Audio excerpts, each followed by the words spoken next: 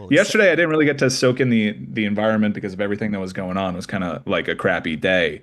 But today, I'm gonna get fired up for it, and I'm really happy that Miami's made it to this moment. It's pretty it's an validating, acceptance speech right here. It really right? was. And he said crappy day while in the middle of, yeah, okay, we're now doing the shooting white women in the face in Minneapolis Yeah, thing. Like yeah. we're If I doing that. could, because if I may, for a second, because that's kind of ruined everything for me, and I'm around this country, and I know no Miami Hurricane fan wants to hear this. If they don't want to play this game today, I'm okay with it. Like the world paused during the George Floyd thing. And in Minnesota, we all saw a video of an American citizen getting shot multiple times in the face for moving their car, and our government is lying to us about it. And if this isn't a tipping point for all of us to stop what we're doing, I don't know what is. We cannot let this be okay. We cannot let life go on and and not address what's happening right now. What happened last night was the sum of a lot of fears when we were talking with all this rhetoric about the previous election, and we're here, and things are happening so quickly that I think we're all struggling to stop it because there's something crazy and new every day. This we cannot let happen. And I would really prefer if sports took the moment to acknowledge that, like it has before. And even if it's just to rip the games away from you and force you to look at this and what's going on, do it.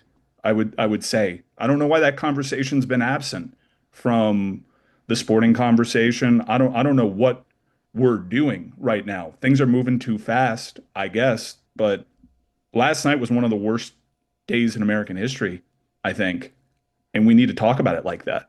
I am curious as I do ask us to go legitimately now. I'm not joking when I say I want to be live here for a while going up to this game tonight because I'd like to enjoy ourselves during perilous times, during times that we've been doing the song and dance every day around here, pretending that it's just about sports, while ignoring some things that feel like beyond infringements on democracy, where you're just got a senile old orange turd talking about oil, oil, oil, and not democracy, while bombing Venezuela and making a whole lot of people in a section of Miami really happy because yes, Maduro is down, and that's lovely. That feels like communism falling, and it feels like America being right.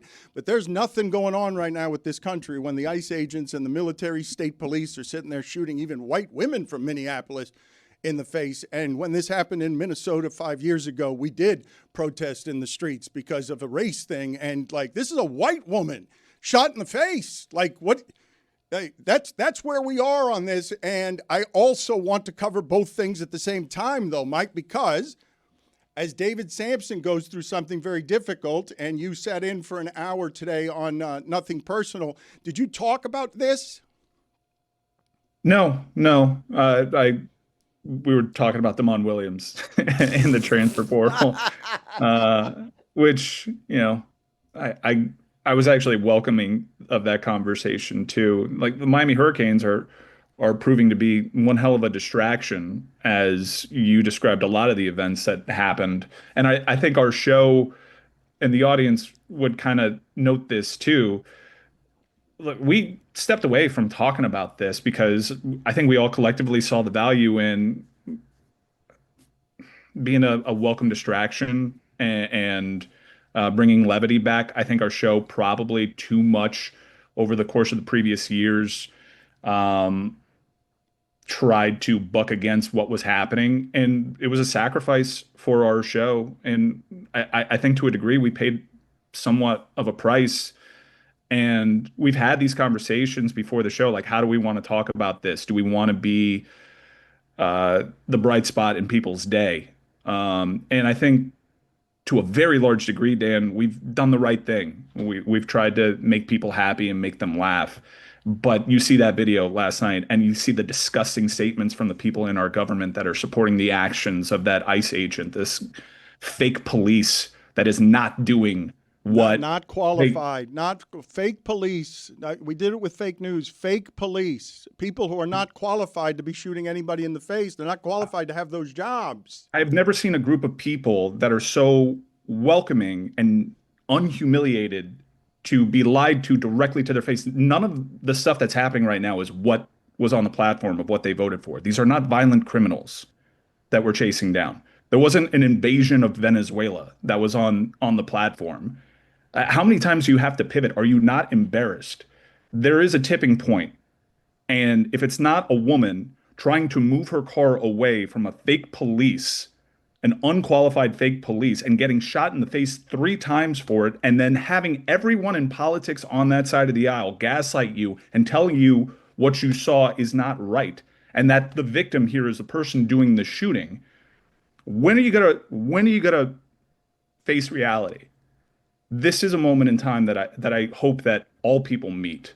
It's not on sports. I know I opened up with that. Sports is just a part of it. If people want to make a statement, I don't think this is a political statement. I think this is an American statement. I think that people should take the opportunity to take a stand right now and say this is not right. That's all I can do.